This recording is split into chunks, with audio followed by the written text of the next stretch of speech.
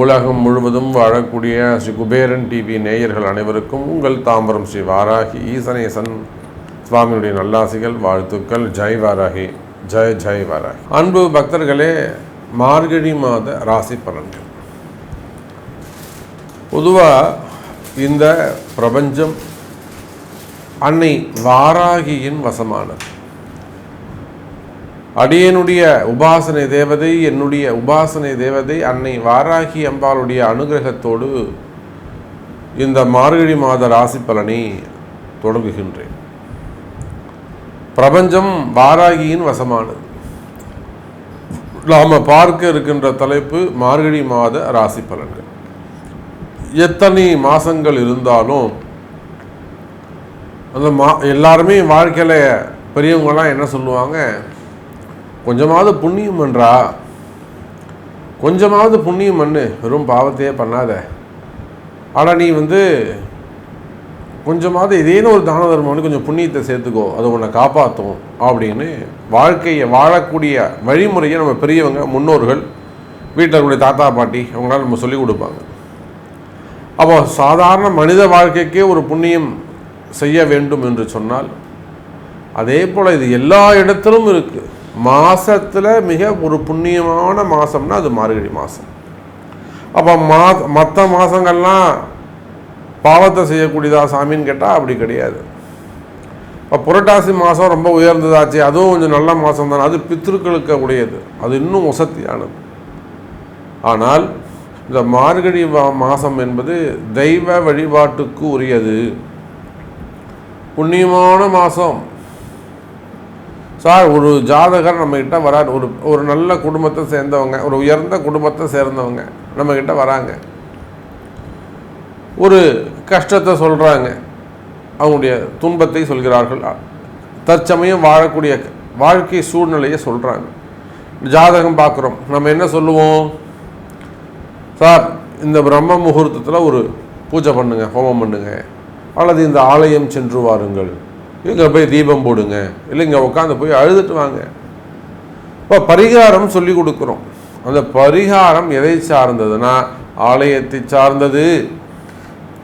அந்த ஆலய வழிபாட்டிற்கு மகுடம் சூட்டுகின்ற ஒரு மாதம் இந்த மார்கழி மாதம்.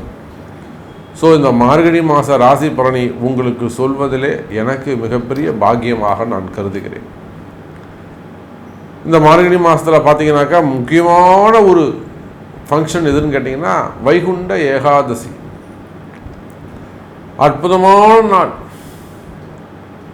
ஜனவரி மாதம் இந்த மார்கழி கடைசியில் வருது, 28 தேதிக்கிட்ட வருது வைகுண்ட ஏகாதசி. அந்த வைகுண்ட ஏகாதசி அன்னைக்கு சொர்க்கவாசல் திறக்கப்படுகிறது. மிகப்பெரிய பாவத்தை செய்தவர்கள் கூட பெருமாளுடைய பெரும் கருணையினாலே, மகாவிஷ்ணுடைய பெரும் கருணையினாலே, கிருஷ்ண பரமாத்மா ராமர் அவனுடைய பெரும் அனுகிரகத்தோடு பாவத்தை செய்தவர்கள் கூட ரட்சிக்கப்பட்டு சொர்க்கத்துக்கு அனுப்பப்படுகிறார்கள் அப்படின்னு ஒரு மிகப்பெரிய தத்துவத்தை வைகுண்ட ஏகாதசி இந்த மார்கழி மாதம் வருது. அதே போல் ஆடல் அரச பெருமான் என்று சொல்லக்கூடிய நர்த்தனம் ஆடக்கூடிய அம்பலவான பெருமானுக்கு ஆருத்ரா தரிசனம், அதுவும் மார்கழி கடைசி 29 தேதிக்கிட்ட வருது. ஆருத்ரா தரிசனம் அது அற்புதமான புண்ணியம். அதே போல் ஹனுமன் ஜெயந்தி அமாவாசை அன்றைய தினம் வருகிறது ஹனுமன் ஜெயந்தி. அப்போ பேர் தான் மார்கழி மாதமே தவிர முழுக்க முழுக்க முழுக்க தெய்வ வழிபாட்டினாலே மனித உயிர்கள் படுகின்ற துன்பத்திலிருந்தும் அந்த கர்மாக்களிலிருந்தும் ஓய்வு பெறுவதற்காக நம்முடைய ஜோதிட சாஸ்திரம், வானிலை சாஸ்திரம் வகுத்து கொடுத்த ஒரு அற்புதமான மாதம் இந்த மார்கழி மாதம். அதில் பார்த்தீங்கன்னாக்கா இந்த 16ஆம் தேதி முதல் மார்கழி 1ஆம் தேதியிலிருந்து மார்கழி 11ஆம் தேதி வரலும் கிரகமாலிகா யோகம் அப்படின்னு ஒன்று நடக்குது. மார்கழி 1லேருந்து மார்கழி 11 வரலும் கிரகமாலிகா யோகம். என்ன சாமி கிரகமாலிகா யோகம்னா, வரிசையாக கிரகங்கள் அமைந்திருப்பது. துலாம் விருச்சிக ராசியிலிருந்து மீன ராசி வரை 5 பாவகட்டங்களிலும் மாலை கோர்த்தார் போல அற்புதமாக அந்த கிரக அமைப்புகள்லாம் அமைந்திருக்கு. அதில் பார்த்தீங்கன்னாக்கா எப்பொழுதும் போல ரிஷபத்திலே குரு பகவான், கடக செவ்வாய் அமைந்திருக்கிறார். அதோடு கூட கன்னியில் கேது, புதன் பகவான் விருச்சகத்திலும், சுக்கிர பகவான் மகரத்திலும், சூரியன் தனுசு ராசியிலும், சனி கும்பம், மீனத்திலே ராகு. அப்போ முதல் 15 நாட்கள் மார்கழி மாதம் அற்புதமான கிரக அமைப்பு. யாரெல்லாம் இந்த முதல் 15 நாட்கள் பயன்படுத்திக்கிறீங்களோ, காலம்பரம் 4 மணிக்கு எழுந்து கோவிலுக்கு போயிட்டு வழிபாடு செய்கிறீங்களோ, தீபம் போகிறீங்களோ, யார் 4 மணிக்கு எழுந்து குளிச்சுட்டு வீட்லேயோ கோவில்லையோ போய் தீபம் போட்டு வரீங்களோ, நிச்சயமாக உங்களுக்கு வாழ்க்கையில் நல்லது நடக்கும். கிரக அமைப்பு அப்படி இருக்கு, நான் சொல்லலைங்க. இதெல்லாம் ஜோதிட சூக்ஷ்மங்கள், இதை நீங்கள் பயன்படுத்திக்கணும். ஜோதிட ரகசியங்கள். நான் என்ன சாமி பண்ணணும், வெற்றி பெறணுமே, நான் ஜெயிக்கணுமே, நான் தோத்துக்கிட்டு இருக்கேனே, நான் ஜெயிக்கணுமாச்சே சாமி, என் கஷ்டம் விலகணுமே சாமி அப்படின்னு நீங்கள் ஜெயிக்கணும்னு ஆசைப்பட்டீங்கன்னா நிச்சயமாக உலகம் முழுவதும் வாழக்கூடிய அன்பர்களே இந்த முதல் 11 நாட்கள் தீபம் போட்டு பாருங்கள். சார், ஒரே 1% உங்கள் வாழ்க்கை மாறும். மாறலன்னா நீங்கள் என்ன ஏன் சாமி இப்படி சொன்னீங்கன்னு எனக்கு கேளுங்க. அந்த அளவுக்கு கிரக அமைப்புகள் சிறப்பாக உள்ளன. சரி, வாருங்கள் நண்பர்களே, இந்த புண்ணிய மார்கழி மாத ராசி பலனை உங்களுக்கு எப்படி இருக்குது, உங்கள் ராசிக்கு என்ன சொல்லுதுன்னு பார்த்துடலாம். அன்பார்ந்த விருச்சிக ராசி அன்பர்களே, இந்த மார்கழி மாதம் அற்புதமான மாதம். நல்ல யோகத்தை தரக்கூடிய அல்லது பல வம்பு வழக்குகளிலே வெற்றி பெறக்கூடிய ஒரு அற்புதமான மாதமாக இந்த மாதம் அமைகிறது. பொதுவாக விருச்சிக ராசி அப்படின்னு சொல்லிட்டாலே அவங்க போராடி வெற்றி பெறக்கூடியவர்கள். சில பேர் சாந்தமாக போராடுவாங்க, சில பேர் மனசுக்குள்ளே வச்சுட்டு வெளியில் தெரியாமல் போராடுவாங்க, சில பேர் இறங்கி அடிப்பாங்க. இந்த கேட்டை எப்படின்னு கேட்டிங்கன்னா இறங்கி அடிக்கும். வெளியில் 10 பேர்கிட்ட போய் பேசும், நான் அவனை விட மாட்டேன், நான் இவனை செய்ய மாட்டேன், வச்சுக்க மாட்டேன், இப்படி அந்த பிரச்சனையை வெளியில் சொன்னி அவனை அழிக்க போகிறேன்னு சொன்னால் அது கேட்டை. அனுஷம் இருக்கே, மனசுலேயே வச்சுக்கோ, வெளியில் சொல்லாது. அவங்க நீங்கள் இப்படி பண்ணிடக்கூடாதுல்ல, பாசிட்டிவாக பேசுவோம், ஆனால் படி வாங்குவோம். இந்த விசாகம் இருக்கே, போராட்டமே சொல்லாது, வேலையை முடிச்சிடும். அப்போ விருச்சிக ராசி நேயர்களே, உங்களுடைய போராட்டங்கள் வெற்றி பெறக்கூடிய மாதம். சார், உங்கள் ராசிநாதன் சூப்பர் சார். சார், நான் இது வரலும் 7 ராசிக்கு பேசிட்டு வந்திருக்கேங்க. மேஷத்துலேருந்து துலாம் வரலும் 7 ராசி பேசிட்டு வந்திருக்குங்க. 8வது ராசியாக உங்கள் ராசி பேசுகிறேங்க. மற்ற ராசிகளை காட்டிலும் இந்த மார்கழி மாதம் எனக்கென்னவோ விருச்சிக ராசிக்கு சிறப்பாக இருக்கும், நல்லது நடக்கும்னு தோணுது. சும்மா சொல்லாதீங்க சாமி, உங்களுக்கு இதே வேலையாக போச்சு சாமி, எதை பார்த்தாலும் விருச்சிக ராசி நல்லா இருக்கும் நல்லா இருக்கும் நீங்கள் சொல்லிடுறீங்க. உங்களுக்கு ஒரு பாசம் விருச்சிக ராசி மேலே, அதனால் நீங்கள் இப்படி சொல்லிடுறீங்க. கிடையாதுங்க. விருச்சிக ராசி அன்பர்களே, உங்களுடைய ராசிநாதன் 9ஆம் பாவத்தில் இருக்கிறார். அவர் அங்கே நீச்சம், அதை விட்டுடுவோம், நம்ம நீசத்தை விட்டுடுவோம். சார், ராசிநாதன் பாக்கியஸ்தானத்தில் இருக்கிறார், அவரால் ஒன்றும் செய்ய முடியாது, ஒத்துக்கிறானா அந்த செவ்வாய்க்கு ராகுவுடைய தொடர்பு ஏற்படுகிறது. சார், விருச்சகம், மீனம், கடகம் திரிகோண வீடுகள், முக்கோணமாக பாருங்க, 5 5 5. விருச்சகம், மீனம், என்னதுங்க, கடகம், 3மே நீர் ராசி. உண்மையா இல்லையா?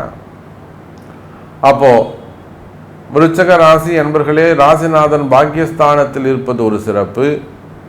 அதே போல அந்த ராசிநாதன் நீச்சமடைந்த ராசிநாதனுக்கு ராகுவுடைய தொடர்பு கிடைக்கும் போது அவனுக்கு ஒரு புதிய சக்தி பிறக்குது.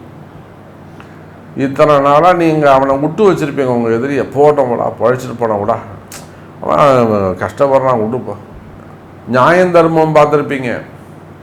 ஆனால் இந்த மாதம் உங்களுக்கு ஒரு புதிய உத்வேகம் பிறக்கும்.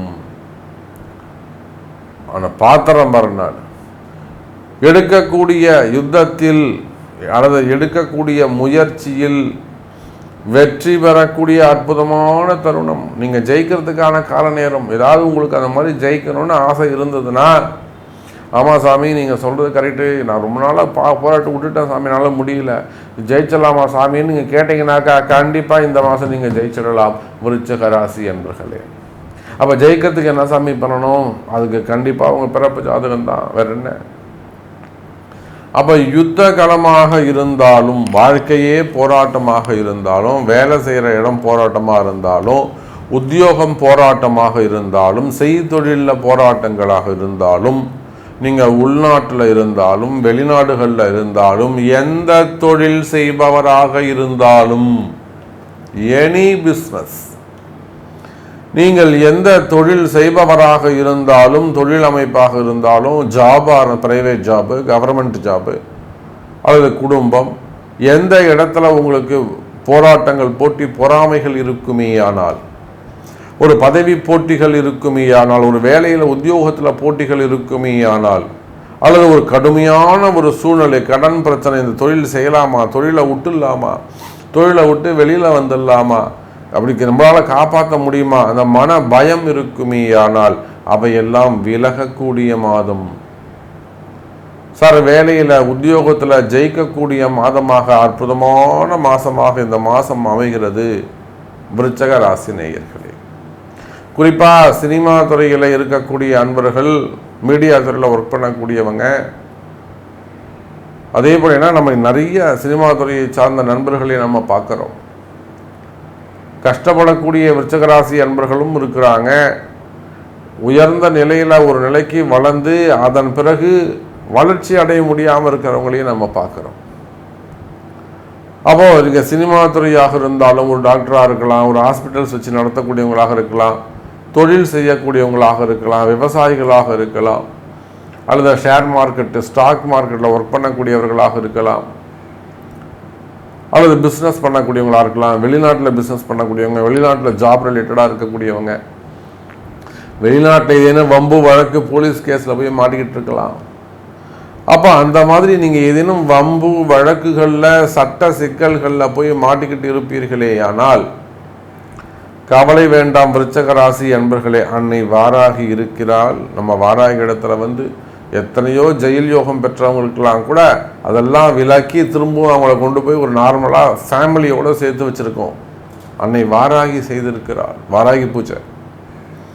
அப்போ சிறையோகம் இருந்தால் கூட சிறை தண்டனைகள், செய்யாத குற்றங்களுக்கான தண்டனைகள், வம்பு வழக்குகள், சொத்து சம்பந்தப்பட்ட பிரச்சனைகள், உறவு முறையாக இருக்கலாம், அல்ல உள்ளேயாக இருக்கலாம், வெளியாக இருக்கலாம், அசலாக இருக்கலாம், ஏமாற்றமாக இருக்கலாம், கலகங்களாக இருக்கலாம், சூழ்ச்சிகளாக இருக்கலாம், அரசியல் தலையீடுகளாக இருக்கலாம், அல்லது அரசு அதிகாரிகளின் பழிவாங்குதலாக இருக்கலாம்.